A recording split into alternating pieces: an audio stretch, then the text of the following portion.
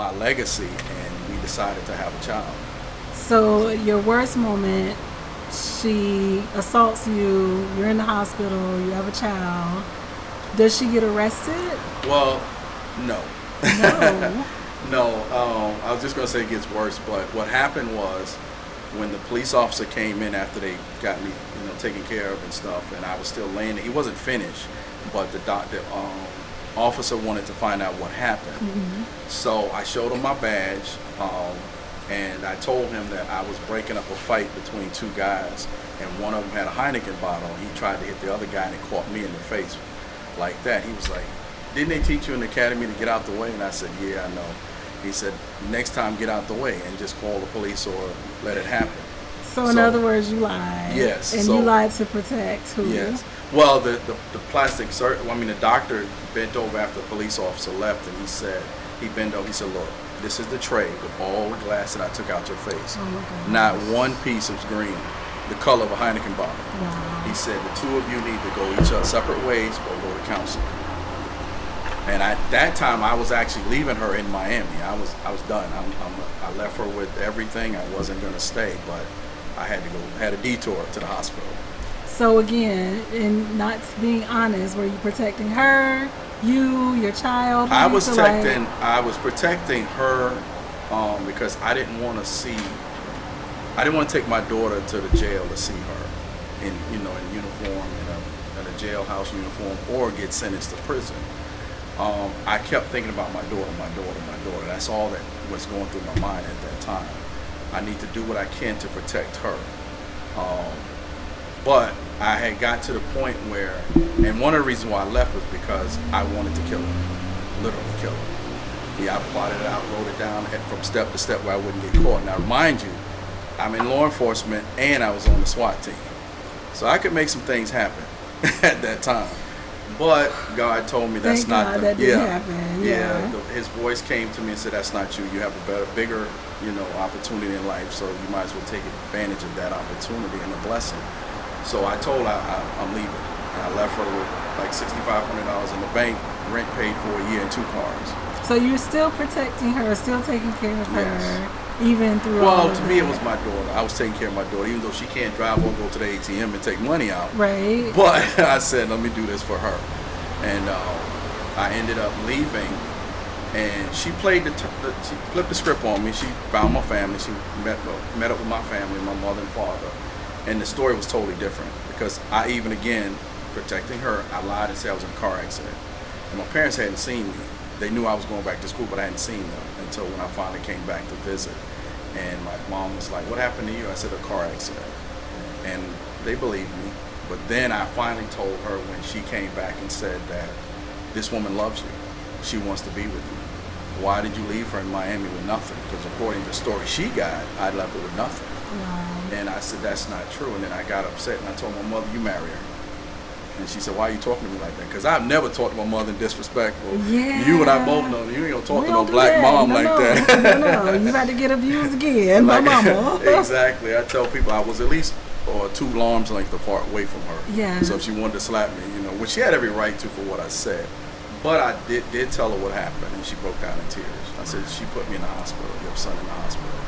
So then she started listening to me and realized that, okay, you made the right decision to go. But I miss my daughter, and the plot does thicken. I came back to Miami, and I took her and my daughter to Kansas with me. Oh, wow. Yeah, because I miss my daughter, and I thought change of scenery would change it. Right. You would think that, take you away from your environment or whatever you grew up with to something more. And did that happen? No. No. The only difference is she was abusive. She was still verbally abusive, but she remembered where we were. We were in Kansas, and if I left her there, she would have a hard time getting back. So I think that's why she was, a lot. So it's clear how codependent abuse is, Yes. because you are rationalizing, I should stay and protect for my child. Right. And she's rationalizing he will stay because if he said something, he's going to get arrested, Yes. or so there's so much that you all are like, the codependency is just so real. Yes. And I think that makes it harder to leave, Yes, it right? does. Because you're It does. rationalizing why you need to stay Yes. instead of why you should leave. And I think a lot of people who have gone through similar stories or situations can say the same thing, Yeah. because there's a reason why I stayed. I decided, thinking that the change of scenery would change her, Yeah. and that she would change. I even said, well, I'm in college, why don't you take classes too? And I would go to see both of us in school. Right. How she would react to that, I think that would be a positive thing, and found out that she didn't even have a high school diploma. Right. So I kind of forced her to take the GED, and when she did, I blew it up like she had graduated from college, a nice party and all this stuff. But it didn't change anything. When we got back here to Florida, to South Florida, again it started back the way she left off. Yeah. And I just said, no, I can't do this anymore. And I told her that I'm leaving, and I did leave this time. But she came out to my job, tried to fight me at my job. She walked in, told my students to I'm not going to say the word, but get out of my office. And when she slammed the door, and with one move, she tried to throw everything on my desk on the floor. So I grabbed her, and I told her, I said, stop this, you're going to make me lose my job. I said, if I lose my job, you're not going to get any support like that. And this was actually 6 months after she cleaned me out. While I was at work, she had 2 guys across the hall come in my house and take everything except my clothes.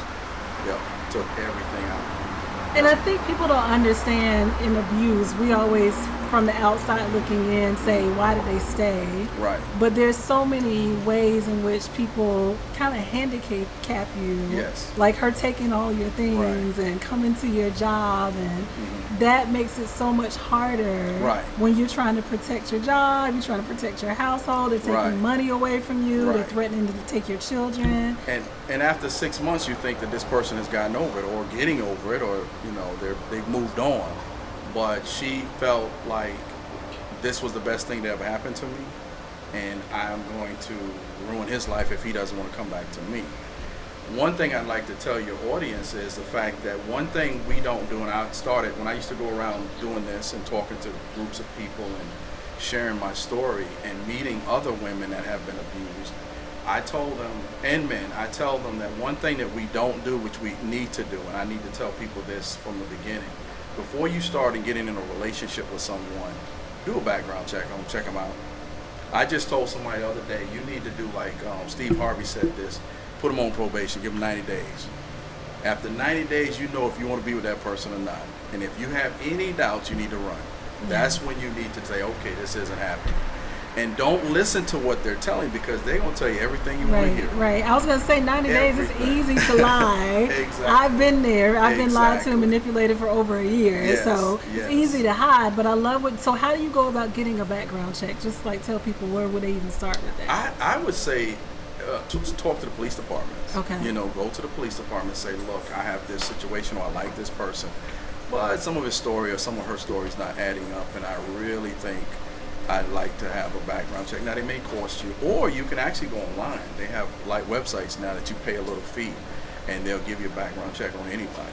But it's actually worth the cost. It is. It's worth the cost in your life being Yes. in a really abusive Yes. situation. So the healing process. Okay. What does healing looks like? What would you tell men that have gone through this? How do you start to recover and heal from something like this? Because I can imagine not just the physical trauma, but all of the emotional, spiritual, Yes. mental trauma you have Right. to heal from. What does that look like for you? Well, just not reminiscing on what happened in the past, Yeah. and don't blame yourself, because a lot of times I blame myself. I should have left, I should have did this, and all the shoulda, coulda, wouldas is not going to help you. You got to just let it go. And then don't try to move. A lot of men take the mistake, because I've done this myself. They say when you fall off the horse, you get back on it. Right. And this time you get on a different horse. That doesn't help. Didn't work. It's the same horse. They got 4 legs and everything. Same animal. Except this is a different face. So did you see yourself going into a pattern Yes. of more abuse in future relationships Well, no, it after wasn't that, because I made it clear that I would never go through that again. Okay, good. I had someone push me one time, and I said, never again. Yeah. I'll never be in a relationship like that, so Yeah. don't ever do that. And then I had to realize that the person that I was in that relationship needed some help. Yeah. Because I found out after my abuse with her was she saw that with her mother and her father. Her mother was abusive to her father a lot, and he left. Every man that she dated before me, she would fight them. Like So guys. she had a cycle of abuse that she introduced to your life. And then you get me, and I'm not gonna put my hands on you. I'm not gonna fight you. I'm not gonna do all of this. And she's gonna push the envelope as far as she can. And then after me, she ended up being abused and being abusive to the person that she was with. You know, after that. So, did you do spiritual healing? Was it therapy? Like I did all of it. Okay, good. I did all of it. So, men, you can get therapy. Yes. It's a great thing. Yes, definitely. The beauty of it, I walked into people that were just like me, that were in a certain situation. And they didn't want to tell anybody, or they were embarrassed to say something. Or I've even had people tell me, oh, you know they're going to criticize you because you're a man and you should be able to handle it. And why didn't you do this, and that? And I said, yeah, she was only 4'11". I could have easily punched her one time and put her in the hospital. But what does that accomplish? That I'm in the hospital. Right. You know, and she knew that as I went through school and got my degrees, I wasn't going to jeopardize that. Right. So you had a lot to lose. Yeah. And they really do. Most women, and you might attest to this, that you're going to look at this person more than we look at them. Men still look at the physical part. We don't care about anything else. You could be somebody in the church. We don't care because we're not going to church with you. Right. But we like what we see. Women are going to dig. Women are going to look. They're going to find out. Now they're even bolder in 2023. They're so bold that they want to know what your credit score is and bring me this, and that. You know? See pay stubs exactly. and DNA samples. And we don't care. Yeah. You can have a 700. But that's the danger of it, that Exactly. men are not checking and they're not looking beyond the physical to see what traps they might be in. Exactly. So you've done therapy, you've done spiritual. How did you go from that to using your voice to now be an advocate for others? What made you say, I need to talk about this and I need to help others? Well, I wanted to do that before, and I had talked to smaller groups here and there, people that I meet and stuff like that I come in contact with, and they share their story with me, so I started talking to them. But it all really kind of happened after my granddaughter was murdered. After she was murdered at 19 months old, I told my daughter, I said, we've been given lemons, we need to make lemonade. So that's when I started my quest to get out and try to touch one person. And I really pushed and pushed and pushed to try to get that going, so that anybody in the audience would listen and say, you know what, I can make a difference, I can change. Because I met so many women that one woman told me, and it's sad to say this, but she said, the only time he showed affection to me is when he beat me. And I'm like, are you serious? And she was like, yes. And I said, and I thought it was crazy, and I know you guys are thinking that, but when she explained it to me, it made sense. She said that's the only time he put his hands on her. He never showed her affection. He never gave her this. He never did anything nice to her. Everything that she did was wrong in his eyes. You know, he come home, the food should be cooked, it should be this, bath water should be ran, and she's taking care of your kids, and you're still abusing her. You know, so that was a big, thing to hear her say that, and I started telling other people the same, story. How many men do you see? And I'm thinking this is probably the problem is probably a lot bigger than we know. Oh, it is. Because men aren't reporting. They're not, Right. they're not calling the police when these things happen. Right. So do you encounter a lot of men as you're doing your speaking? No, not really.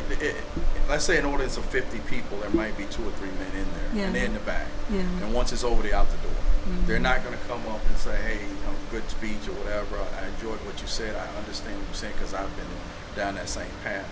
Men are still reluctant of coming forward and saying that because of the stereotype, and men don't cry. Men aren't supposed to cry. I cry when I hurt my toe or something, so I'm gonna cry if somebody hurt my heart. And it's just not, to be able to say a woman is abused.